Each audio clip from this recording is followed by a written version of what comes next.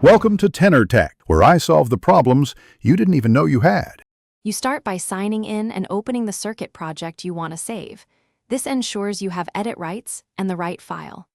Once done, verify the project title at the top center and confirm autosave indicator is active, because Tinkercad autosaves, but you should still set an explicit name. Make sure any components and breadboard wiring are exactly as you want. This reduces revisions. Now move to explicit save and export steps, so your work is preserved beyond the editor. Now you perform explicit saving and versioning so you can roll back if needed. Click the project name to give a descriptive name, then use File, Save As to create a timestamp duplicate for major milestones. Once done, consider exporting a copy. Tinkercad lets you download as a, BRD, SVG, or SDL depending on parts, so make sure you choose the correct format. Also, take quick screenshots or short notes for complex wiring to speed future edits and debugging. Finish by exporting and sharing so your circuit lives outside the editor.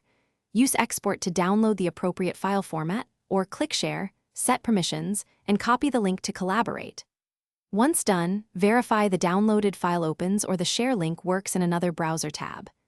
If something goes wrong, like parts missing or exports failing, clear your browser cache, try a different browser, and confirm you're signed into the correct account. This usually resolves permission and asset loading issues. Thanks for watching. Subscribe to keep your life in tune.